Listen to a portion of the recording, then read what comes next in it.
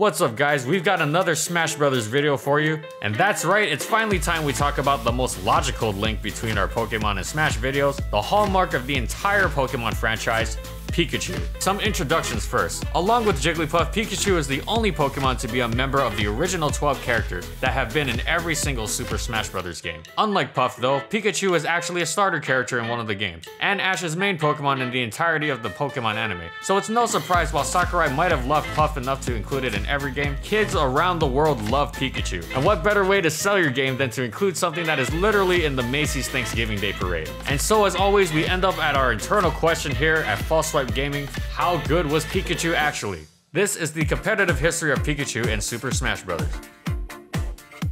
First off, I want to compliment Pikachu on always being down to party. With 3 different types of party hats at his disposal, this is the only type of rat I'd want to show up at my birthday. For Pikachu though, Smash 64 sort of is like one eternal party. That's how good he is. According to KeroKeroppi, one of the strongest Pikachus in the world before his short-lived retirement, Pikachu's real strength is not that he's good at so many things, which don't get me wrong, he is, but because he has no crippling weaknesses. But before we talk about the weaknesses Pikachu doesn't have, let's talk about the strengths he does have. We mentioned this in our Jigglypuff video, but Pikachu is right up there with Puff for best airspeed in the game. In addition to an incredible horizontal airspeed, Pikachu's ability to move up and down quickly is incredibly important, putting him behind only Yoshi in terms of overall airspeed. He also has very high jumps and a quick dash speed, meaning in keeping with his origins as a tricky speedster in Pokemon, Pikachu's agility is one of his defining aspects, but Pikachu's strengths don't stop with his movement. His combo game is incredible, owed to what is probably the best overall moveset in the game. Every move in Pikachu's repertoire has a purpose,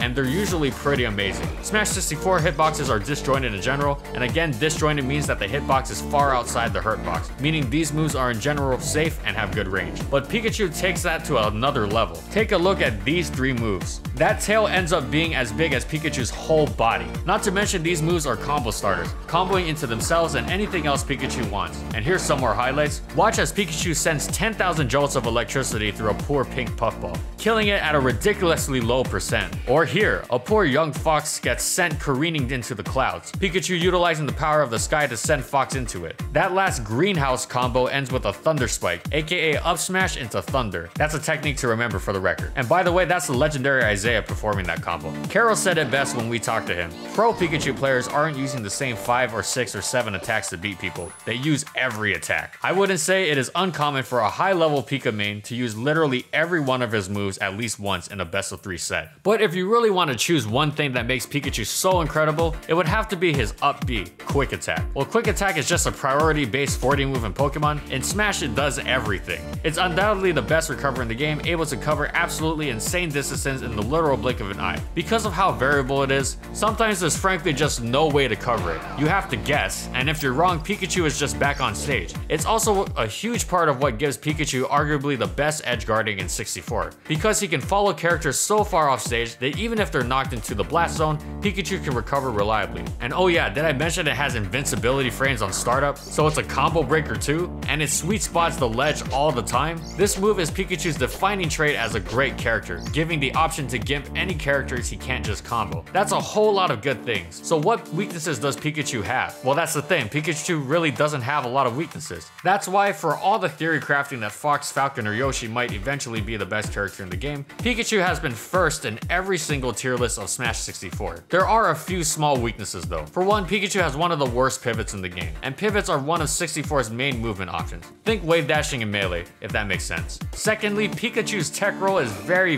bad, meaning getting caught in tech situations could potentially be death. That weakness is exacerbated by his biggest flaw. He's combo food for most of the cast. For all that Pikachu can do to other characters, he's liable to eat a huge amount of percent if he ever gets hit. Matchup wise, this leads to 2 characters having something resembling good matchups versus Pikachu. The first is a character that looks like it possibly could be a Pokemon as well, Yoshi. Here's the breakdown. Against fast fallers, Pikachu's plan of action is to get them off stage and gimp them. Yoshi's double jump armor prevents him from being gimped most of the time. While Pikachu definitely still can gimp Yoshi, Yoshi's survivability makes him unique among the fast fallers in the cast, meaning Pikachu's gonna have to play a long time against him. That long game could be potentially really draining, as Yoshi shares Pikachu's traits of not really having a bad move, so the neutral between the two is one of the most complex in 64. And as you might expect, one mistake from Pikachu can potentially be stock ending. The same goes for Yoshi though, and that's why Pikachu still has had the edge in the matchup, at least traditionally. In the past 2 years, with the rise of Yoshi players like Wizrobe and Tacos, some have said that it's even.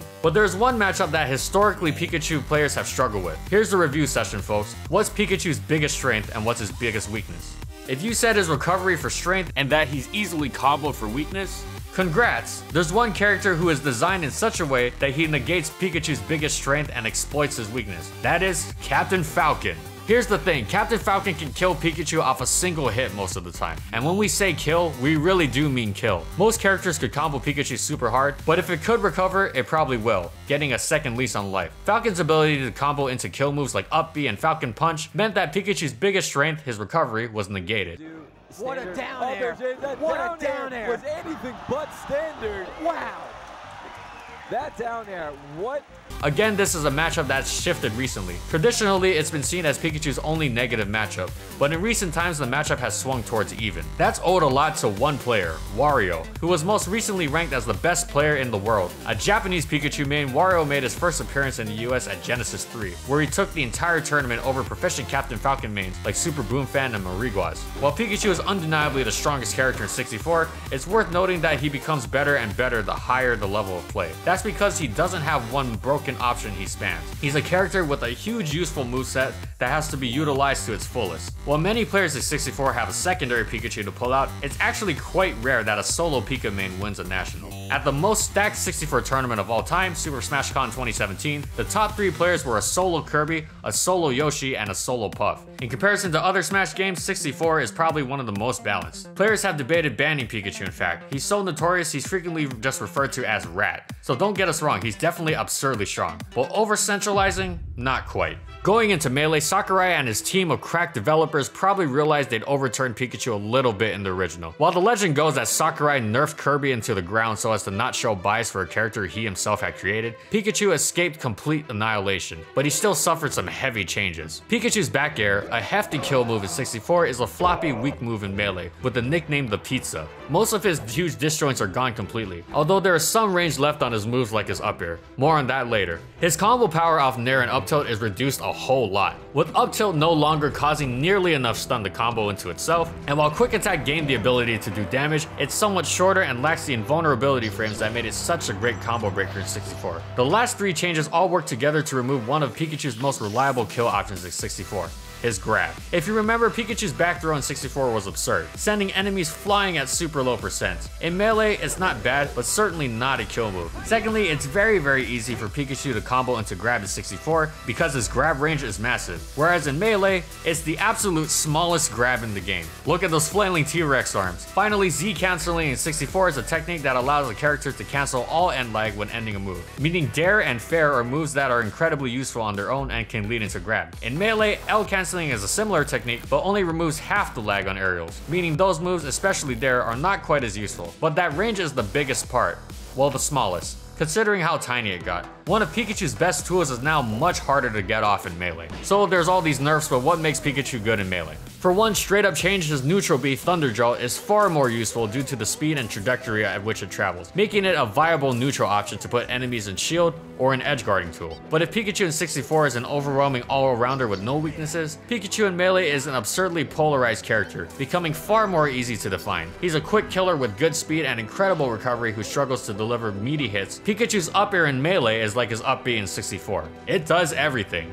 It juggles, it's an out of shield option, it spikes the other way. Seeing top Pikachu players use this move is incredible. Axe, the undeniable best Pikachu player in the world, has described it as a mix of Fox and Falco's shine. And while it's not quite as fast as 1 frame, 3 frames is still pretty incredible. That old power to go way off stage and gimp enemies is still absolutely there for Pikachu, and the fact that his up air can serve as a reversal and gimp move on its own could be said to make him even better at it. If you want proof, watch the infamous game of Axe vs Silent Wolf at EVO 2014. We swear it really won't take long.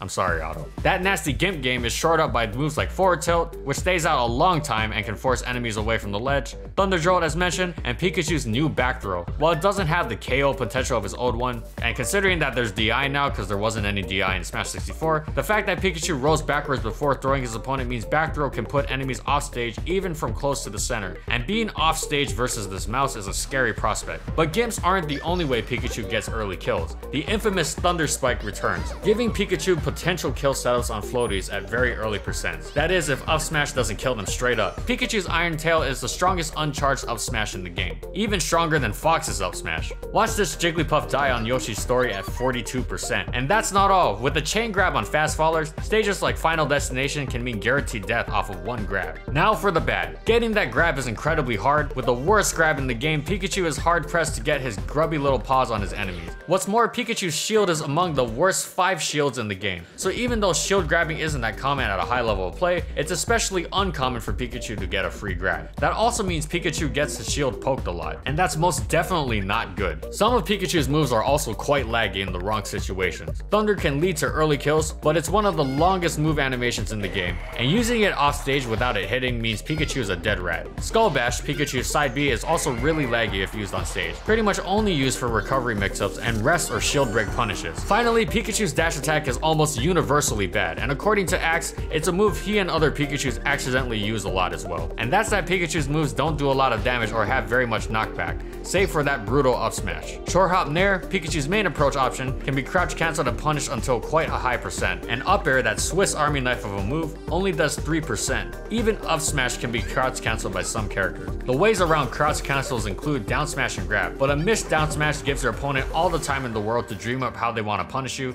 and grab, yeah, you know about grab. Now let's talk about Pikachu's good matchups first. Marth is arguably slightly in Marth's favor according to Axe, but still a very doable matchup for Pikachu. This is one of those cases where the weaknesses and strengths don't quite align properly. Marth's grab and edge guard game are typically his strongest suits, but against Pikachu he gets very little off of grabs and has a hard time edge guarding him as well, since up B is just so good. Marthritis, which is where Marths find themselves unable to kill until high percents, is especially apparent against Pikachu. For Pikachu's part, he combos and kills Marth quite easily. The main reason this is still a good matchup for Marth is that he should theoretically never get hit. He outranges Pikachu so drastically in neutral and has better ground speed. Given that Pikachu almost always has to jump to approach, a Marth that can react to those approaches can swat him away like an annoying fly. Pikachu's best top tier matchup is inarguably Captain Falcon. Cross Up Nair, one of Pikachu's standbys, is especially good against Captain Falcon, a character with few out of shield options. This could also be said to be true against Marth, but there's always Wave Dash out of shield. If Pikachu up airs after the Nair, it usually beats Falcon's attempted Stomp or other out of shield options, and that launcher can mean death for Falcon. Pikachu combos Falcon incredibly well, and the chain grab to up smash he has on Final Destination is just demoralizing. What's more, Pikachu's small size means he's quite good at evading Falcon. The matchup is still arguably even though. Unlike Marth, Falcon has no problem finding kills, and his combo game on Pikachu is still quite strong. Range also plays a factor as always, and Falcon's Nair and up air can be used to space out Pikachu. Now for the bad matchups. We'll do the simple one first, Sheik. Sheik is frustrating for Pikachu in every aspect of play. She has an extremely easy chain grab that goes until around 50%, and then linking into other bread and butter combos for an easy 65 off of one grab. Her high range and fast tilts outspace Pikachu, and stuff his approaches, leading to simple kill confirms like fair or up air, and her crouch cancel game also isn't bad with grab or down tilt. She's also arguably one of the best characters in the game to even try to attempt edge guarding Pikachu. It's worth noting though that Axe in particular excels at this matchup, recently making an incredible spree of wins against top Sheiks like Mewtwo King and Shroom. Next is Peach. Again, this boils down to range and crouch canceling. Fair and Bear outrange everything except for Pikachu's up air, which only gets 3%, and a neutral reset on Peach. A Peach spacing well with Fair is extraordinarily frustrating, and even when Pikachu finally gets in, Peach frequently trades in her favor, winning the war of attrition. Her float lets her just outrange up smash while still being threatening, and should a Pikachu ever go in at crouch cancel percent, crouch cancel down smash is sure to ruin their day. Adding on to the floaty range problem is Puff, who all but invalidates Pikachu with her bear. Even if hit, comboing Puff is no easy task, and edgeguarding her similarly a fool's errand. On the reverse side, Puff actually can edgeguard Pikachu. That's how good her recovery is. Looks like she got revenge from Smash 64. Finally, there's Ice Climbers. One slip up against Ices means death due to wobbling. and Pikachu unfortunately has no real ways to split them up. Nair makes them slide back as well for a shield grab. Down smash can be shield grab, crouch cancel grab is always a fear, and even if they are separated, the main climber can solo chain grab to a ridiculous percent until the other ones come back, and then start to wobble. That also means killing the other climber is not nearly as much of a reason for relief in this matchup. That chain grab is always a threat. So that's a lot more bad matchups than good ones. So where does that put Pikachu? Well, viewers familiar with Melee probably realize there are two top tiers that we left out. Fox and Falco, the two most commonly recognized best characters in the game. While Pikachu certainly has his fair share of weaknesses versus the Spaceys, his punish game is also kicked into overdrive. Again, remember that Silent Wolf video? Pikachu's ability to contend with the two most common and powerful characters goes a long way in boosting his abilities. While for the early years of Melee, Pikachu bounced around from mid to low tier, even being almost bottom tier in some iterations, the coming of Axe and his frequent top 8s boosted him from 2010 after, to the point that he's now almost universally agreed upon to be one of the top 10 characters in the game. But with that said, he's also recognized to be in a bit lower end than most other characters, now placed in what we call the C tier with Samus. This is all the more reason to be in awe of Axe, who has consistently been a top 10 level player for arguably the past 4 years, all while doing it with arguably a mid tier, if a good one. Going into Brawl, you might think that Pikachu would suffer like Puff did. A character with incredible recovery in a game where that's almost universal becomes less special. Enter the quick attack cancel. For those of you who don't know, a quick attack angled downwards into the ground in Brawl can be immediately cancelled into an aerial, except for Dare. At high percents, that could potentially mean combo or kill setups, not to mention the crazy mobility it gives Pikachu in general. So yeah, quick attack is still pretty good. It even gave Pikachu its trademarked edge guards too. Past that, Pikachu's overall moveset was just really good, and being a character designed to rack up damage fast means a lot in Brawl, where that can potentially be pretty hard. Between forward throw and down throw, Pikachu chain grabbed approximately 80% of the cast to various percents and had huge combos on ones it didn't, like Olimar and Diddy. And in Brawl, considering how good Shield is, grab combos are really important. What's more, Nair is a frame 3 12.5% combo break. Up air is a frame 3 move with the same huge hitbox it always had that confirms into either Nair or Foot Soul, and then by using quick attack or jab blocks, a potential kill confirm. Look at this quick attack block, it's really cool.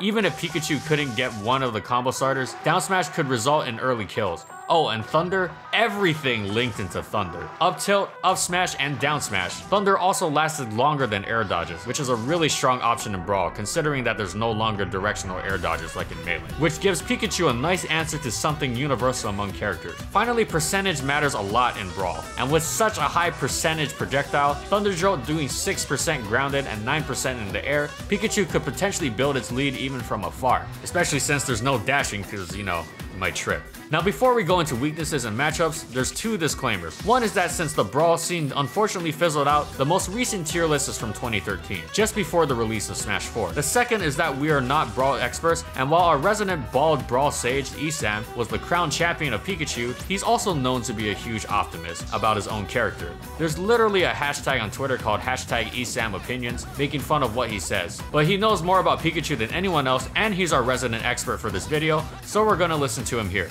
According to Esam, Pikachu's matchup chart was overall really good. Falco was probably one of his best top tier matchups. It was hard to snipe a tiny yellow mouse with lasers, and Pikachu's chain grab went all the way to 100% into an edge guard. Pikachu's small size similarly helped with Zero Suit Samus, making it hard for her to land hits and in turn easy for Pikachu to power shield, one of the main ways to punish Zero Suit Samus. Pikachu's superior edge guarding ability also punished Zero Suit pretty hard, because her recovery was reliant on her tether and flip jump, the latter of which Pikachu beat easily with its lingering hitboxes. Notably, Esam had a perfect record against every single ZSS, except for his brother Nick Riddle. Finally, that chain grab annihilated Snake, and Pikachu excelled in close quarters and could quick attack in at mid-range if Snake was attempting to wall out with projectiles. Esam told us that he had a winning record versus every Snake.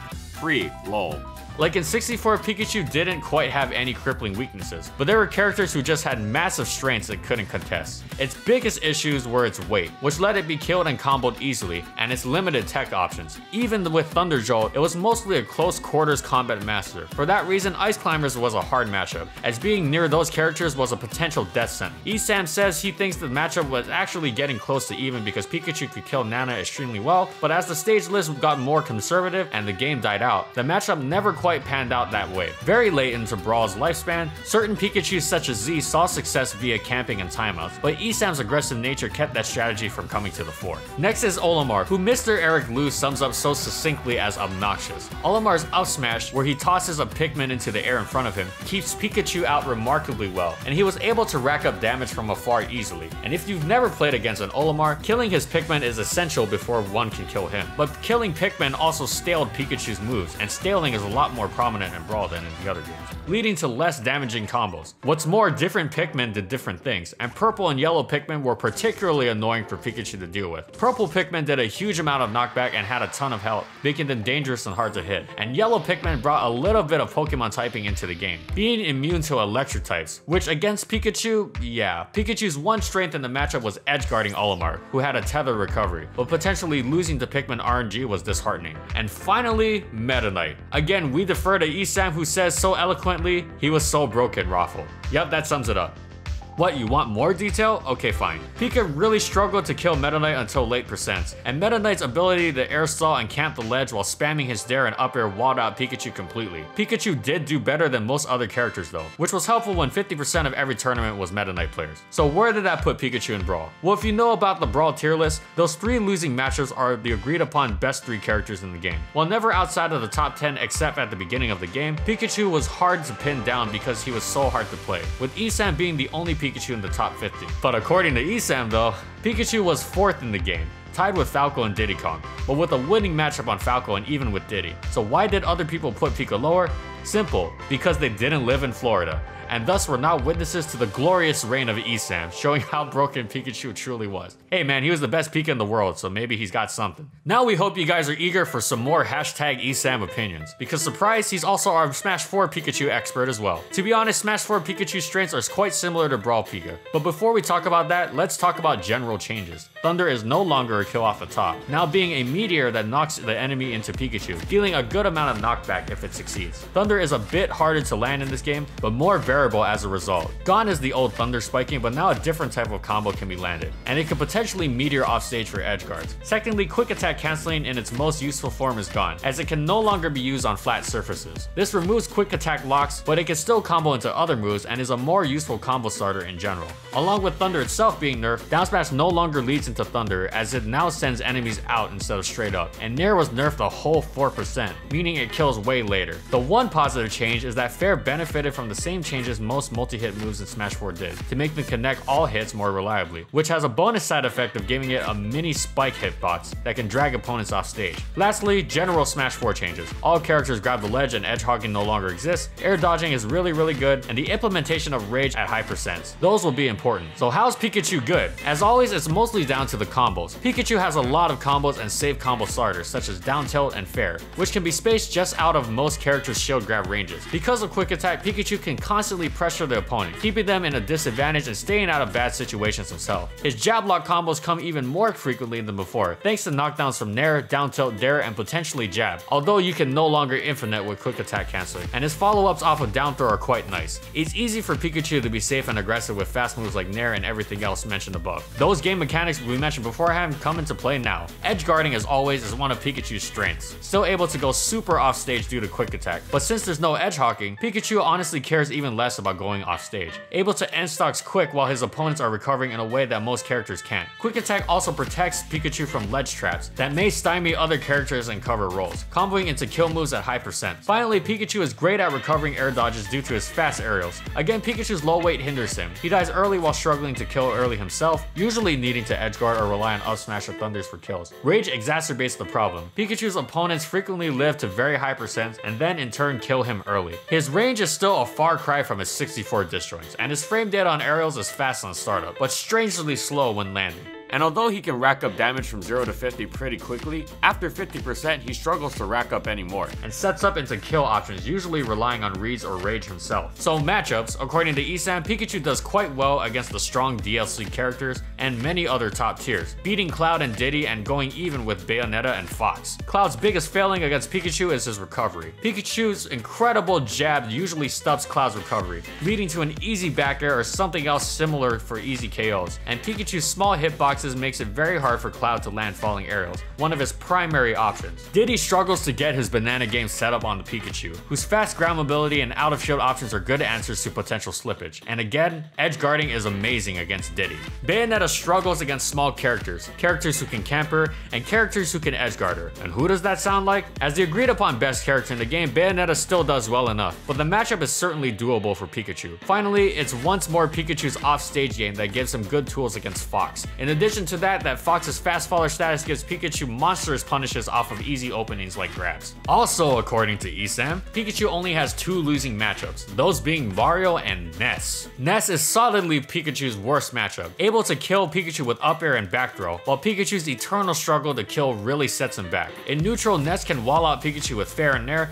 and if Pikachu resorts to camping, Ness's side magnet ends up healing off of Thunder Jolts. Finally, while PK Thunder is a bad recovery move overall, it can potentially pose problems if Pikachu goes for an edge guard they can't get. Mario is able to combo Pikachu at very early percents, but Pikachu can keep up there. At mid percents, Mario's combos start to significantly outstrip Pikachu's, and then finally at high percents, Mario's up smash is a safe and spammable kill option, something Pikachu distinctly lacks. But the biggest advantage Mario has is in the form of his Flood and Cape, which with the correct guess, sends Pikachu's quick attack careening off stage. This means Pikachu can't just quick attack his way out of bad situations, which in turn lets Mario land up smashes much easier. Now, Pikachu's history in the tier list has fluctuated greatly. Tier lists in general have been very hard to pin down in Smash 4, as some players simply can't agree on things. While Pikachu debuted at number 5 on the first tier list, that was mostly due to Esam's super high results, and arguably the game being at a very early stage. Since then, Esam has fluctuated a bit, although he's recently seen a good amount of success again. Regardless, Pikachu has fallen to 15 on the tier list, with some arguing it should be even lower. But that's not as big a change as one might think, as you have to remember that people realizing Cloud was good, Mewtwo and Marth's buffs, and the release of Corrin and Bayonetta added in some space in between. If you ask Esam, Pikachu should still be top 10, especially since Mario and Ness have fallen out of favor. But he says, people are dumb and don't listen to me, lol. Smash 4 is a game where every character has bad matchups, which is why some players can get 25th one weekend and then get 2nd the next. But it's safe to say Pikachu is good, maybe even a higher tier, just not as good as it's been before. And the wrap up, so how good was Pikachu actually? Actually, pretty damn good. Most characters who have been around since the original Smash 64 have been a low tier at some point. There's only 2 characters that have been at the upper part of the tier list through every single Smash game, and those 2 are Pikachu and Fox. It's an interesting comparison to make. Both characters are built around speed and light comboable attacks. In Melee, Pikachu is even often called a poor man's Fox. If we are to believe Esam's opinions of Pikachu and Brawl in Smash 4, Pikachu would have the highest average tier placing across all Smash games, coming in with an average of 6. If not, it's Fox who edges him out with just over 6. And honestly, for Smash, that's no real way to determine a character's usability, as they are, after all, very different games. But it's safe to say that Pikachu is one of the most enduring characters to ever be in Smash Bros, and seems likely to continue that way. Even in games where he's less than stellar like Melee and Smash 4, the fact that he's just so damn lovable means there's always players who devote themselves to mastering him. And really, that's more inspiring than anything. And that's it, folks. Thanks for watching again, and please go check out the tie-in vid. Sure, Pikachu may be great in Smash, but how about in Pokemon? And also an extra special thanks to KeroKeroppi, Axe, and Esam for their help on this video, as we would not be able to make this video without their expertise in their respected Smash games. And of course, thank you so much again to our patrons for continued support of our videos, and thank you to all of you watching as well. Have a nice day, and thanks for repping number 25.